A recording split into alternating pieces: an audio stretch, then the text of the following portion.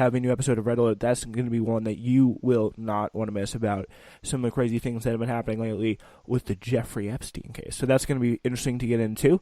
But now, obviously, we're talking about impeachment here with Glenn Bradford and all this about what people think. We now know a lot, as this Sunday, new poll out from NBC and the Wall Street Journal, 49% of people now back Trump's impeachment and removal there. Exactly 1 year after the 2020 general election, keep in mind, a majority of all Americans, or close to it, support impeaching President Donald Trump and removing him from office as disapprove of his job performance and back his top Democratic rivals in these head-to-head matchups. So there is a lot of stuff going on, but there are some silver linings for the president, including more than 50% who approve of his handling of the economy, and a GOP base that remains loyal to him, with 9 in 10 Republicans opposing his removal from office. No surprise there. The party support is a crucial factor, given that an impeachment conviction in the Senate would require a 2/3 vote. So do you think there is any major numbers here that represent a big sea change, or no? Yeah, no, not really. In fact, the poll numbers haven't really changed that much since the beginning of October. And this is not a great sign for the Democrats. The amazing thing about our politics these days is how steady the president's approval ratings have been through his entire presidency. He's hovering anywhere between the mid-30s to the mid-40s, and very different from other presidents' terms in office, where their popularity swings down to this level and then much higher. And nothing seems to be able to sway the Republican base from Donald Trump, and it seems doubtful to me that it will be swayed that much by this impeachment process. And that's why I don't think there's much of a chance that he'll be removed from office. Yeah, that party support is really just not going anywhere. And it does seem a little bit tempting to be excited because of the fact that 50+% of the country would want him impeached, or now 49% would want him impeached and removed from office. And it does seem tempting, but you do have to remember here that it is very, very, very important to realize that the party support is now really more what matters with the Republican Party more than anything. It's about 9% support impeachment and removal in the Democratic, or support the inquiry in the Republican Party. And I mean, what do you think these numbers really need to be at to start seeing some major changes within the Senate, especially because those senators who may be able to switch are probably the biggest obstacle for impeachment and removal from office?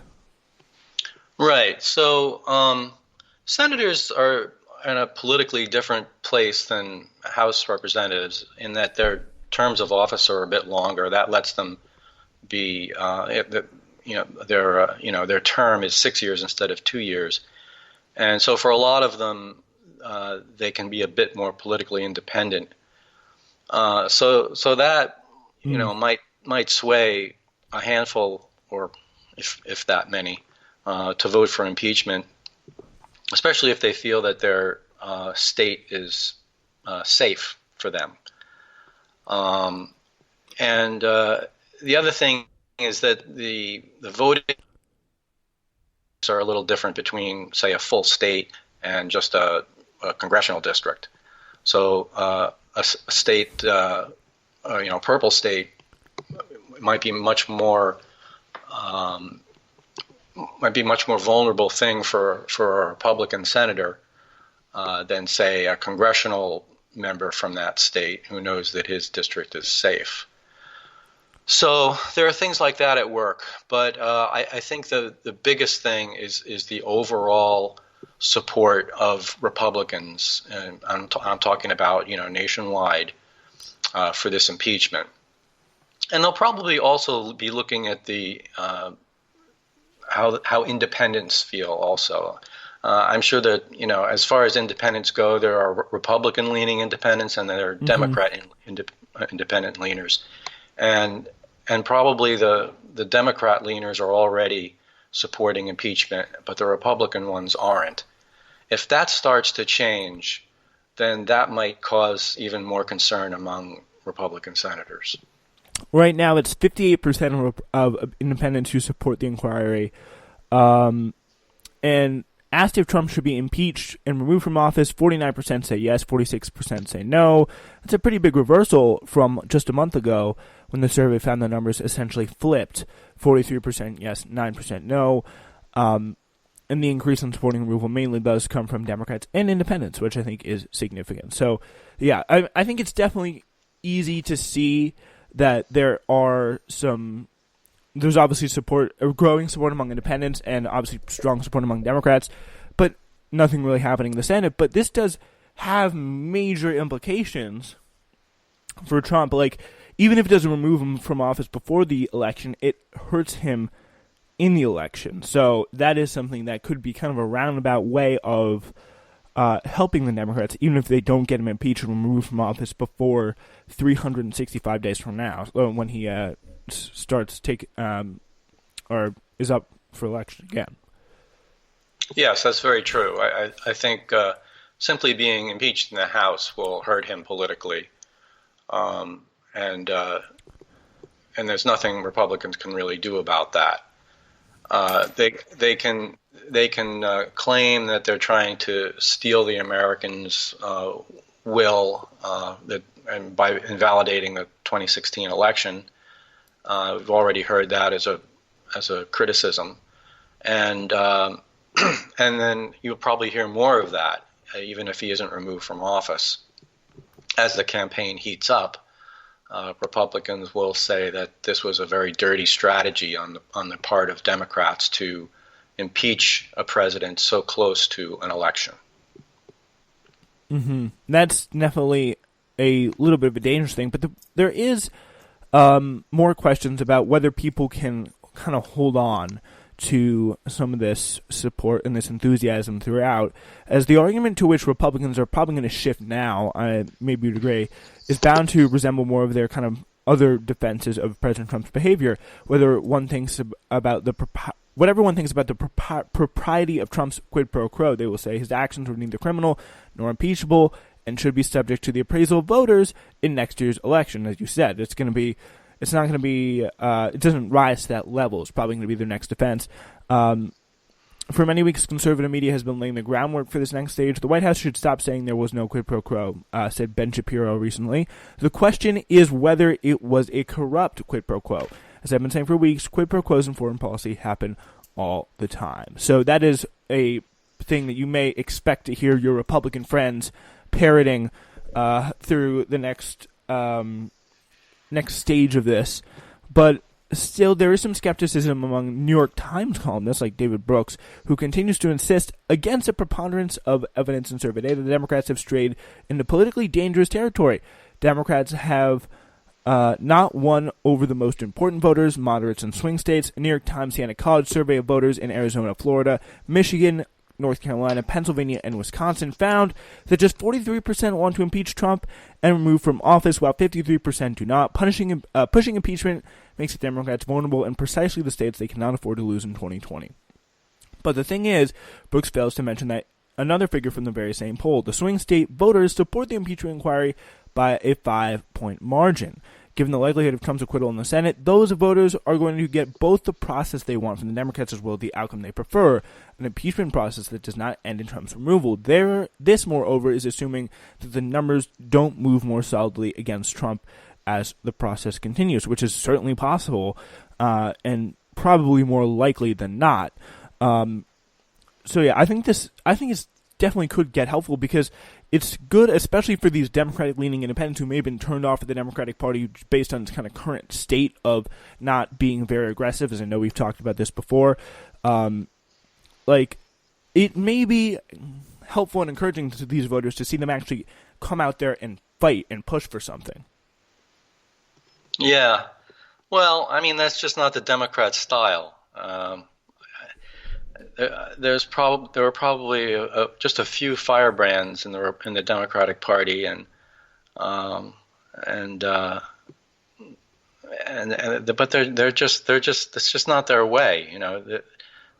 They're much more laid back and intellectual and process oriented and principled along the lines of fairness and things like that. But they don't have any people that can really wind up the base by yelling and screaming and shouting.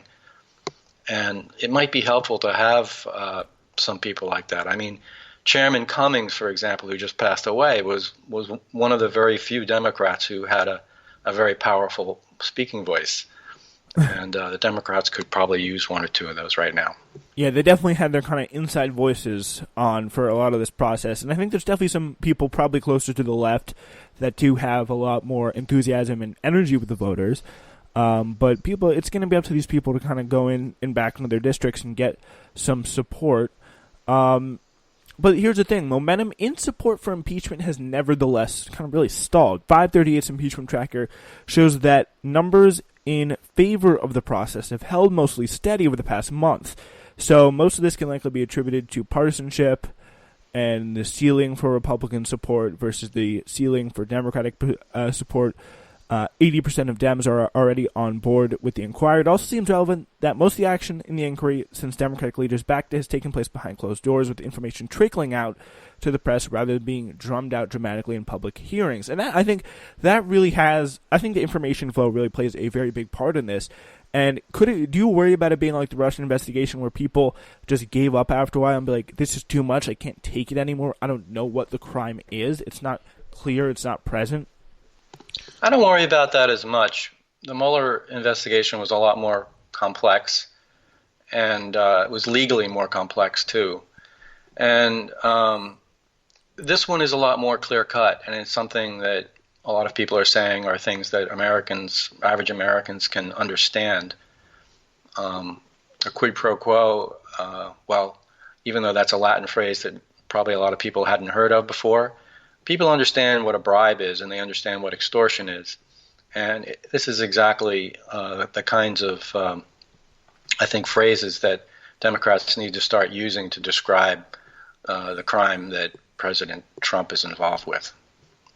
Yeah, that's, I think, probably something that will come out, and people will be more clear. But I think, really, because people hear these, like, Eastern European names like Zelensky and whatever other names may be involved in them, and be like, I don't know about this. This isn't having sex in the Oval Office. This isn't breaking into a hotel. Like, it's kind of a hard thing to understand. I think what the Democrats need to do is make sure that even if they think the American people understand what the crime is here, I think they should really just go in and like repeat it again and again and again. Pretty much, the president held off military aid in exchange for investigations on a political opponent. Like he extorted, bribed. That's used. I think those words should also be used as well. I think that's pretty much the most effective way that they can do this. And what I just wonder is, as you were saying before, do they have the messengers in the party that will do this effectively? Right. And I think you do make a good point that this is different from the more domestic motivated issues that ran the other impeachments. The break-in at Watergate was a completely domestic affair. It didn't involve national security. So in some sense, this impeachment is much more serious if you take national security important thing. I don't know that average Americans do. This is something that our elected officials care much more about. I